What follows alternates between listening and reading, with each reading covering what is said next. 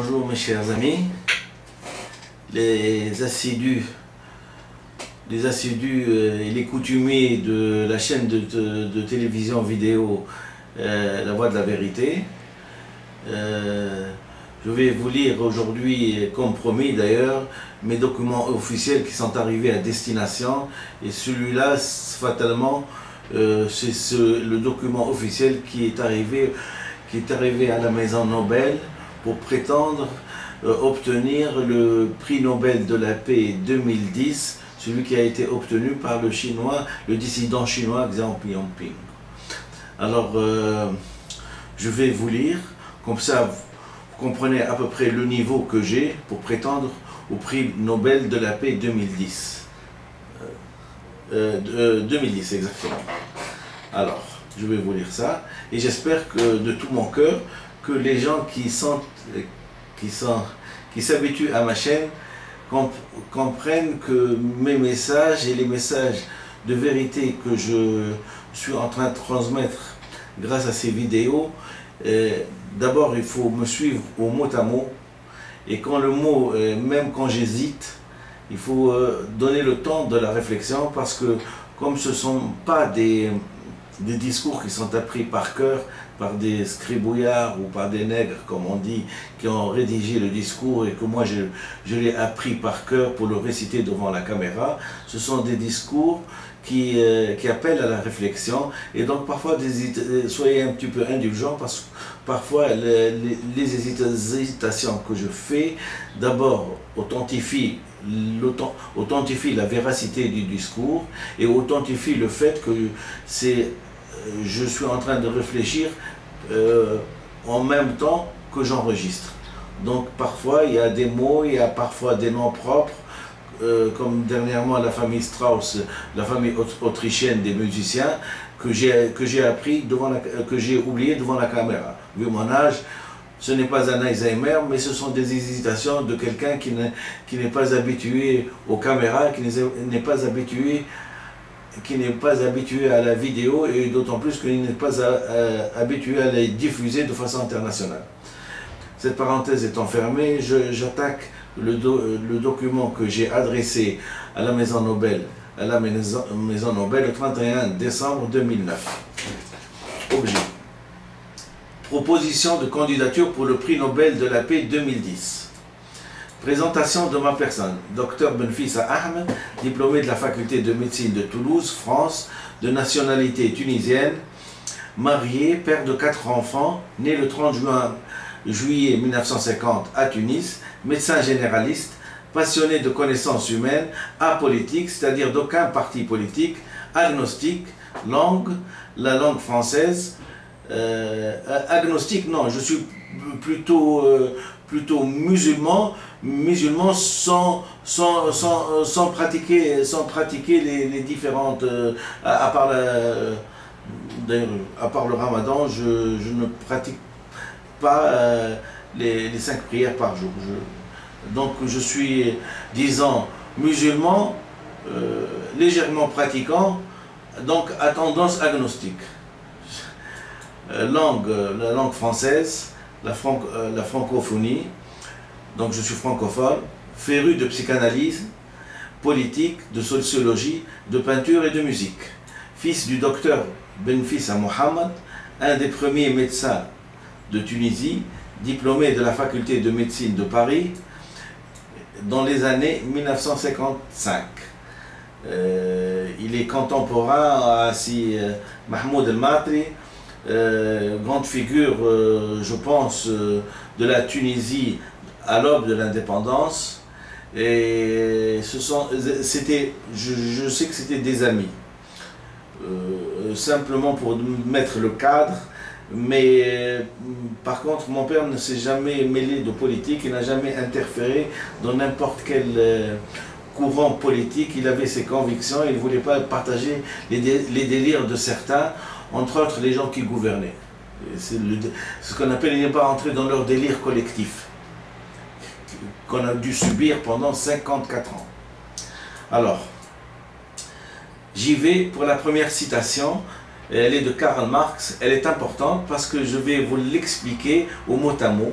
L'inégalité des talents est le produit de structures sociales historiquement constituées et non de la nature humaine. C'est le fondement même de la démocratie. Karl Marx.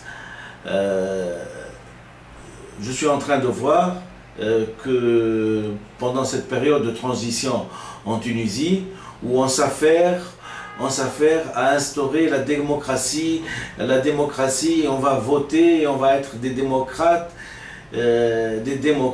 et on va faire, comment dirais-je, on va on va voter et on va élire une assemblée, ce qui est très bien.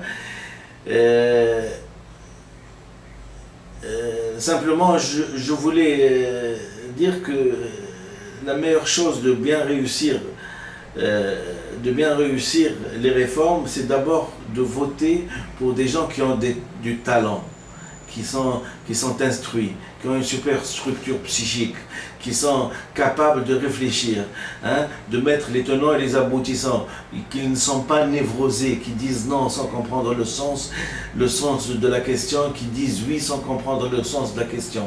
Cette psychologie nous a ruinés pendant 54 ans. Il est temps maintenant de mettre des gens qui ont du talent. Comme a dit Karl Marx, l'inégalité des talents est le produit de structures sociales historiquement constituées et non de la nature humaine. C'est le fondement même de la démocratie.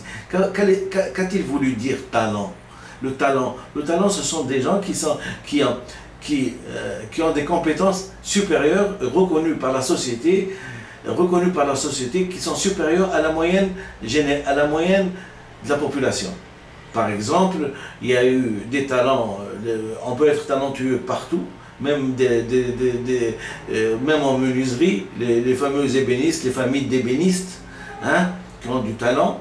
On peut être talentueux dans la musique. En Autriche, la famille Strauss, ils ont du talent. C'est plusieurs générations qui se suivent.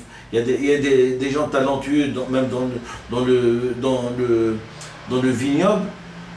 Par exemple, ce sont des vignerons qui ont du talent, qui ont transmis le savoir. C'est un savoir qui se transmet et qui cumule. Hein. Et en fin de compte, quand on vient à la dernière génération, c'est toujours une génération plus parfaite que l'avant-dernière. C'est pour ça qu'il dit que ce sont des structures sociales historiquement constituées et non de la nature humaine. C'est-à-dire la nature humaine, si vous prenez n'importe quel personnage en fin de compte, hein, vous avez plus de chances d'être statistiquement dans la moyenne de l'intelligence que dans ce qui est appelé talent. C'est important parce que en politique, contrairement à ce que les gens sont convaincus, hein, des grands, n'est pas un grand stratège politique qui veut, n'est pas un futur grand président qui veut. C'est ça ce que j'ai voulu dire. Bon, et c'est pour ça qu'il instaure la démocratie. C'est le fondement même de la démocratie, dans le fait qu'il faut savoir choisir. C'est très important, il faut savoir choisir. Parce que si vous allez choisir des gens, hein, vous mettez des personnages, et on a vu des personnages qui vont se fonder sur une propagande sans avoir les qualificatifs d'un bon stratège politique. Vous avez vu où les propagandes nous ont menés. Et c'est simple, ce sont les propagandes qui ont fait stagner la civilisation arabo-musulmane. Ce sont les propagandes, ce sont le fait de gens qui veulent se donner la main, hein, pour gouverner sans avoir les compétences.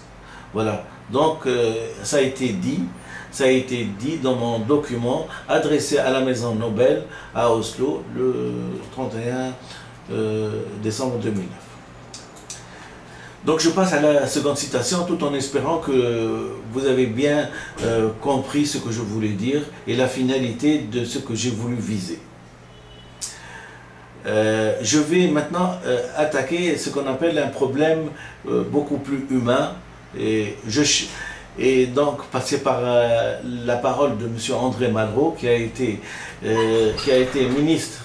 ministre de la Culture du général de Gaulle, qui disait dans une citation: « Je cherche la région cruciale de l'âme où le mal absolu s'oppose à la fraternité. » Alors, qu'a voulu dire notre ami André Malraux, grand écrivain, hein, lui qui était à côté du général de Gaulle, hein, puisqu'il était son ministre, qui lui écrivait ses discours?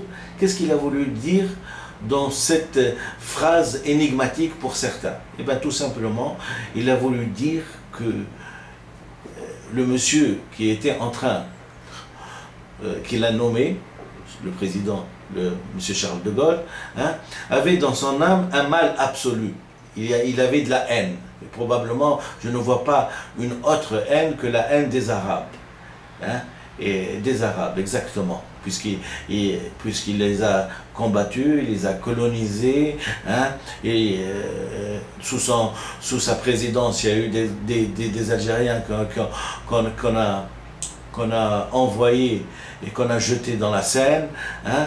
C'est un petit peu ça, M. André Malraux, il a voulu dire ça. Je cherche la région cruciale de l'âme où le mal absolu s'oppose à la fraternité. C'est juste pour vous mettre au courant de certains traits de caractère de certaines personnes qui maintenant font image, comment dirais-je, ont une image dans la population de héros. Alors, nous passons donc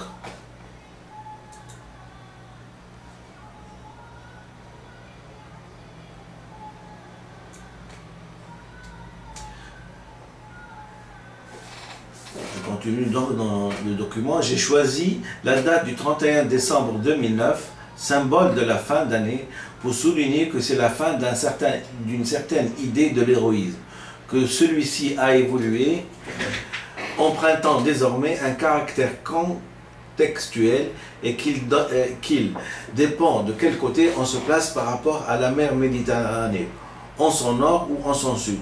J'ai voulu dire par là qu'on pouvait être un héros, le héros de la libération, le héros de la France libre, au nord de la Méditerranée, mais au sud de la Méditerranée, donc dans les pays nord-africains, on pouvait avoir d'autres convictions sur le général de Gaulle, et qui n'est pas forcément pour nous, qui n'a pas été forcément pour nous, ni un libérateur, ni un libérateur, ni un héros. Bien au contraire, qu'il a été plus du côté du crime, pour nous, que du côté de l'héroïsme. Et c'est pour ça que je dis que dans la vie, il faut savoir réfléchir, hein, pour avoir des convictions politiques et des convictions de choix et des convictions d'analyse justes. Il faut être juste dans la vie. Hein. Il faut être juste et droit. Hein. Il nous a fait ça. Pas besoin.